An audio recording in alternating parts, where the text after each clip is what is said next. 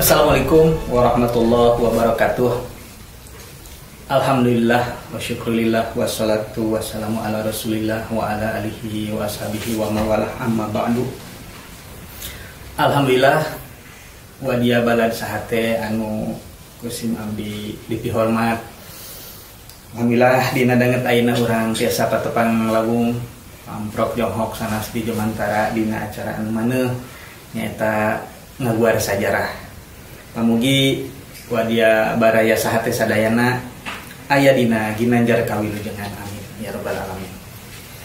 Ayeuna kaum muslimin tiasa disebat nuju bingah margi hiji situs anu bersejarah nyaeta Masjid Hagia Sophia anu kapungkur dibebaskeun ku Sultan Mehmed II atanapi anu dikenal ku Muhammad Al-Fatih karamallah. Ayeuna panten dibuka deui janten masjid dina hartos tiasa diangge ku kaum muslimin kangge ibadah, kangge ngalaksanakeun salat, kangge sagala rupi kagiatan sakumaha ilaharna kaum muslimin nggunakeun masjidnya. Nu mulai sakitu ieu hiji tawis nyata kemenangan kaum muslimin gitunya. Kapungkur Hagia Sophia dibebaskeun ku Sultan Al-Fatih ngalangkungan hiji peperangan anu mahadasyat anu mana peperangan naklukeun Konstantinopel eta teh hiji peperangan momentum sejarah anu ngarobih sajarah tina abad pertengahan ngalih karena abad modern gitu numutkeun para sajarawannya. Namun margi zaman harita Eropa nuju dina kaayaan ke-8. Justru ku ayana penaklukan atanapi pembebasan Konstantinopel ku umat Islam maka ngajantenkeun Eropa robih nyaeta Eropa belajar diajar segala rupi teknologi dugi ka akhirna dikenal ayana Renaissance, ayana revolusi industri. Nah, eta hiji kaberkahan salerus namanya anu dinikmati ku bangsa Eropa ku ayana mancerna Islam di tanah Eropa. Tapi panginten saatos lami umat Islam jaya khilafah Turki Utsmani mimpin dunia ieu nya sakitu lamina sababaraha khalifah Robi dina tahun anu ku urang dikenal ku 1824 nya nya ti harita pisan umat Islam icaleun arah gitu nya dugi ka salah sawiosna situs Masjid Hagia Sophia robih janten museum teu tiasa deui diangge masjid. Tidinya umat Islam teras terpuruk samulihna bangsa Eropa, bangsa Barat teras bangkit ngayakeun penjelajahan teras dugi ka kaurangnya imperialisme anu dugi ka ayeuna berjalan. Panginten alhamdulillah hiji tawis eungkeut-eungkeut gitu umat Islam ayeuna tiasa ngarobih deui Hagia Sophia anu kawitna museum janten deui masjid gitunya. Tekenging lepatnya wadia baraya sahate nuju Muhammad Al-Fatih ngabebaskeun Hagia Sophia janten masjid anu kawitna didinya memang gereja henteu di kamana-manakeun dugi ka ayeuna aya.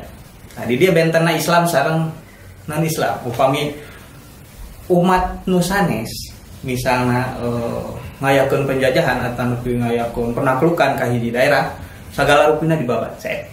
Tapi Muhammad Al-Fatih henteu kitu nya, da dina Islam henteu kitu. Tetep sanaos Hagia Sophia janten masjid, tapi gereja tetep aya. Tah panginten nili kana sajarah, urang henteu leupas tina hiji bisyarah anu didugikeun ku Kangjeng Rasulullah sallallahu alaihi wasallam ngeunaan umat Islam hiji waktos bakal ngabebaskeun Konstantinopel anu ayeuna janten Istanbul nu aya di lebetna Hagia Sophia teh. Oge kalebat dina eta bisyarah Rasulullah nyaurkeun yen hiji waktos oge umat Islam bakal naklukkeun nu disebat kota Roma. Unggal hadisna di antawisna sabada Kangjeng Rasul nyaurkeun antanapi ngadugikeun perkawis panaklukan antanapi pembebasan eta salah satu sahabat teras tumarosna panginten ayul Madinatain tuftahul ula. Ya Rasul, kota mana heula nu ditaklukkeun ku umat Islam teh? Konstantinia au Rumia gitu. Naha Konstantinopel atanapi Roma heula gitu nya. Haur Kanjeng Rasul, qala Rasulullah sallallahu alaihi wasallam Madinatu Herakli tuftahu awala. Enten kotana Heraklius anu bakal ditaklukkeun. Tah, janten dina ieu bisyarah aya 2 berarti Konstantinopel nu alhamdulillah dina tahun 1453 ditaklukkeun nyaeta ku numutkeun hadis eta anu bakal naklukkeun teh pangsae-saena pamimpin gitu ya. Sareng pasukan anu dipimpinna eta pangsae-saena pasukan. Atas kalaman umat Islam Konstantinopel tos taluk maka hiji deui bisyarah anu bakal sumping mungkin bagian saha panginten salah sawiusna bagian urang nyaeta taklukna kota Roma. Iraha tah ieu nu janten patarosan anu kedah janten emutan pikeun umat Islam. Margi sahabat kapungkur saatosna Kanjeng Rasul ngadugikeun ieu bisyarah tikawit ieu hadis dugi ka para sahabat dugi ka taklukna Konstantinopel ikhtiar anu dilakukan ku para sahabat eta henteu liren tikawit anu kacutat dina sajarahnya eta zaman Muawiyah bin Abi Sufyan aya salah sawios sahabat anu teu bireuk urang sadayana nyaeta Abu Ayyub Al-Ansari kumargi anjeunna yakin sanaos tos sepuh tapi anjeunna yakin kana ieu hadis ngiring sareng pasukan angkat ka Konstantinopel dugi ka pupusna penaklukan kahiji eta kaum muslimin gagal dugi ka Abu Ayyub Al-Ansari pupus terus sesuai wasiatna anjeunna dikurepkeun dicaket benteng nya benteng tajata di Konstantinopel teh naon margina sesah ditaklukkeun moga eta teh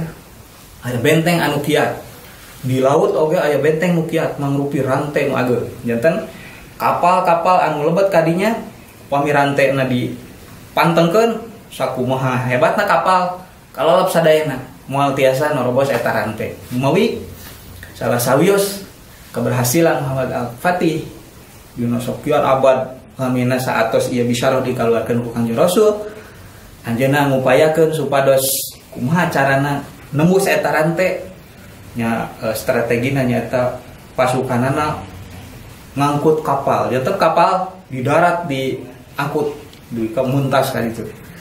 Ku jalan gitu, alhamdulillah Konstantinopel tiasa ditaklukkeun. Tah hiji deui bisyarah anu penting kangge umat Islam diikhtiarkeun nyaeta penaklukan Rum, kota Roma. Mudah-mudahan kaalaman kurang sadayana. Inten sakitu anu tiasa kasangakeun urang tepang deui dina ngaguar sirah anu bakal suping. Akhirul kalam, assalamualaikum warahmatullahi wabarakatuh.